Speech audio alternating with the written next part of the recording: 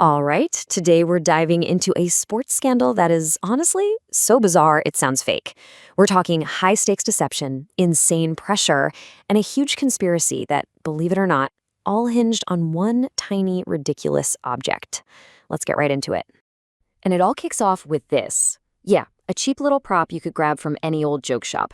I mean, on its own, it's nothing, right? It's just a silly prank. But put that same capsule in the hands of a professional rugby team that's desperate for a win, well, it becomes the key to a massive, calculated scheme to cheat the system, a plan that shook the entire sport to its core. So the question is, how on earth did this all happen?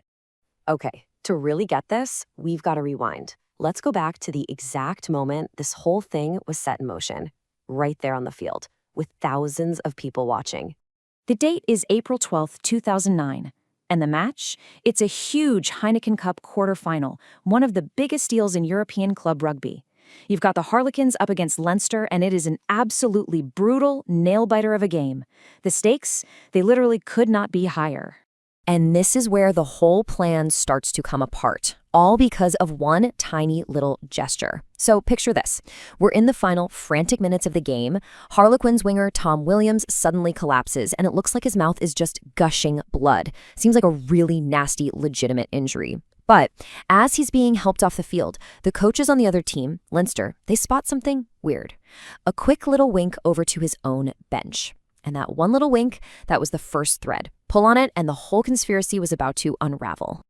So you're probably thinking, okay, why? Why go through all that trouble, and why specifically a blood injury?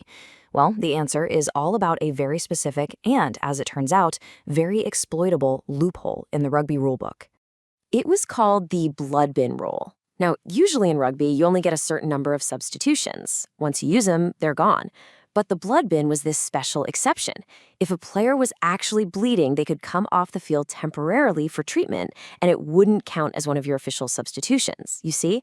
It was created for player safety, which is great, but it also accidentally created this really, really tempting tactical advantage. And right here, you can see just how big that advantage was. A normal sub is permanent. It counts against your limit. It's a big strategic decision. But a blood substitution, it was basically a free tactical change. It meant you could get a key player back on the field at the most crucial moment of the game, totally sidestepping the rules. So for the Harlequins, this wasn't just a rule for safety. It was a golden opportunity. Okay, so we know why they wanted to do it. Now let's look at how they pulled it off. And I've got to stress, this was not some split-second decision. Oh no, this was a carefully planned, premeditated plot. So here's the play-by-play. First, the Harlequins' star kicker, a guy named Nick Evans, has to leave the field with a real injury. This is a massive problem for the coach. He absolutely needs a specialist kicker out there for a potential game-winning kick. So what does he do? He sends in Tom Williams, a winger, but with a secret mission, and a tiny blood capsule tucked away in his sock. Williams gets on the field, bites down on the capsule, fakes the mouth injury, and boom. The fake blood works, the ref buys it, and Williams gets taken off under the blood bin rule. And that's the payoff. It lets Harlequins bring their specialist kicker back into the game, totally getting around the substitution rules. It's genius in a devious sort of way. And you know what? The crazy thing is, it almost worked. But that one little wink, it planted a seed of doubt. The other team saw it, and they were not about to just let it slide. The whole thing started to unravel almost the second the game was over. So Leinster immediately files a complaint. At first, Harlequins are like, nope, not us. We don't know what you're talking about. They deny everything. But then, photographic evidence of the wink starts popping up. The first verdict comes down, and it's huge. Tom Williams gets a 12-month ban, but, and this is key, the coach and the medical staff are all cleared. Now this is the turning point. Williams is looking at a ban that could end his career, and he feels like he's being made the fall guy for the whole thing. So he decides to appeal. And in that appeal, he blows the whole thing wide open. He confesses everything. And his testimony was absolutely damning. As you can see from this quote, he says, "I was instructed by the director of rugby. The order came straight from the top, a guy named Dean Richards." Williams laid it all out. How the team physio gave him the capsule. How the team doctor helped cover it up afterwards.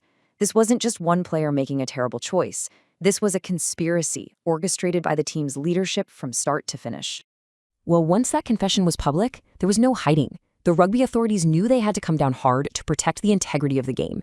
And the punishments they handed out, they were absolutely unprecedented. The fallout was just huge. Dean Richards, the mastermind behind it all, he got a 3-year ban from rugby worldwide. The physiotherapist who supplied the capsule and the doctor who helped cover it up, they both got 2-year bans for completely betraying their medical ethics. Tom Williams, because he cooperated and told the truth, had his ban slashed down to just 4 months. And the club, Harlequins, they were hit with a massive $250,000 fine.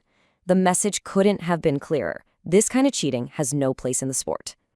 Now look, this whole scandal was obviously a massive black eye for the sport of rugby, no question. But it also ended up being a catalyst for some really important positive change.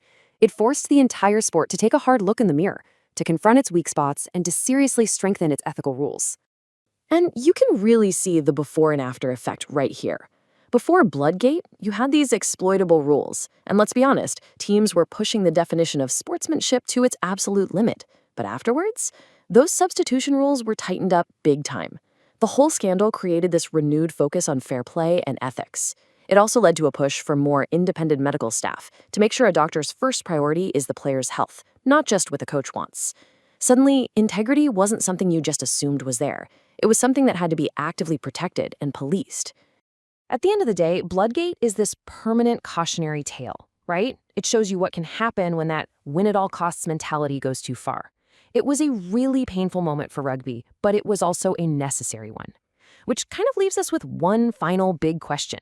In a world where the pressure to win is always getting more intense, has professional sport really truly learned its lesson?